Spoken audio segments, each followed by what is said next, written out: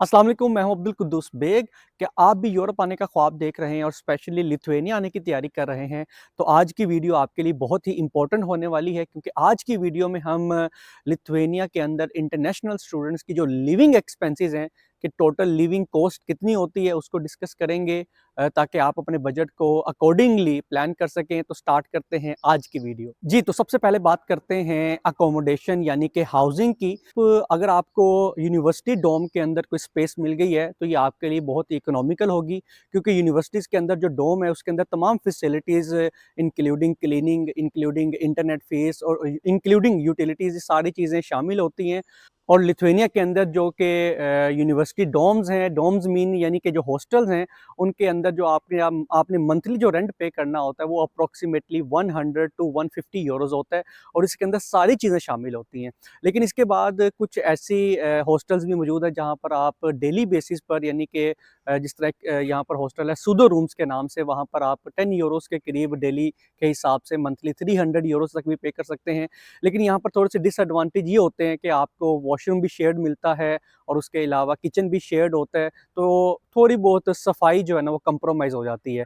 इसके बाद अगर हम प्राइवेट और सेपरेट अपार्टमेंट की बात करें, तो वहाँ पर अगर आप किसी दोस्त के साथ, अहबाब के साथ रहना पसंद करते हैं, तो एक बेड स्पेस के लिए अप्रोक्सीमेट जो एक्सपेंस आ जाता है मंथली अकोमोडेशन के लिए, वो होता है 150 टू 250 यूरोज़। मसलन कि 150 से 250 यूरो में आपकी अकोमोडेशन मैनेज हो सकती है, लेकिन इसमें यहाँ पर यूटिलिटीज़ शामिल नहीं हैं। तो अब बात कर लेते हैं फूड और ग्रोसरीज़ की। तो एक इंटरनेशनल स्टूडेंट के लिए जो कि अकेला रह रहा है, उसको पूरा महीना गुज़ारने के लिए जो ग्रोसरीज़ रिक्वायर्ड होती है, उनकी अगर मैं एवरेज कॉस्ट की बात करूँ, तो वो तकरीबन 100 टू 150 यूरोज़ रिक्वायर्ड होते हैं।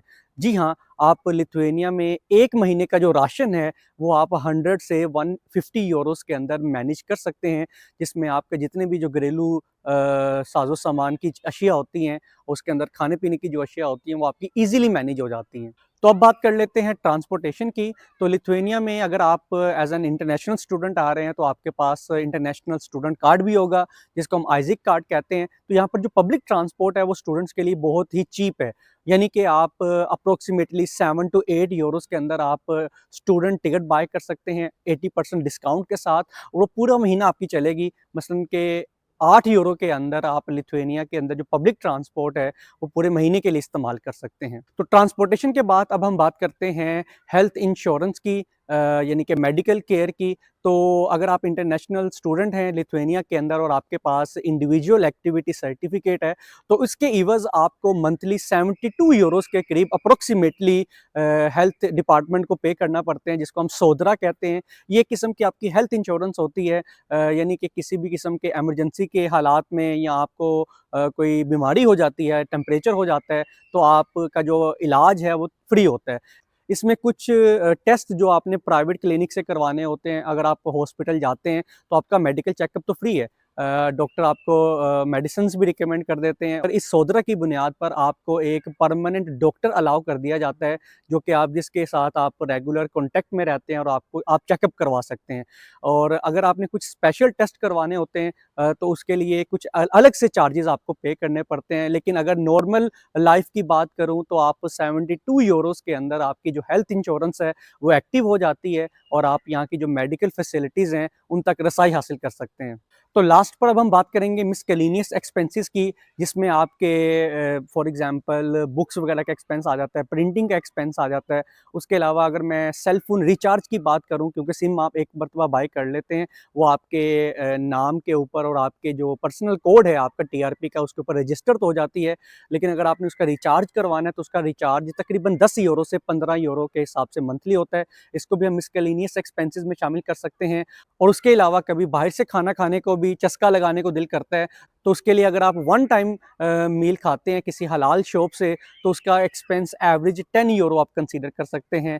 और कभी दिल करता है कि बाहर दोस्तों के साथ आउटिंग पे चले जाएँ, तो उसका भी एक्सपेंस 20 टू 25 या 30 यूरोज़ के बिटवीन आता है। तो इस वीडियो में हमने सबसे पहले अकोमोडेशन की कॉस्ट देखी, फिर हमने उसके अलावा यूटिलिटीज़ की कॉस्ट भी इसमें मैनेज की, और उसके अलावा हमने ग्रोसरीज़ की कॉस्ट निकाली, और फिर हमने ट्रांसपोर्टेशन का देखा, हेल्थ इंश्योरेंस का देखा, और लास्ट पर हमने मिससेलेनियस चार्जेस को भी इंक्लूड कर लिया।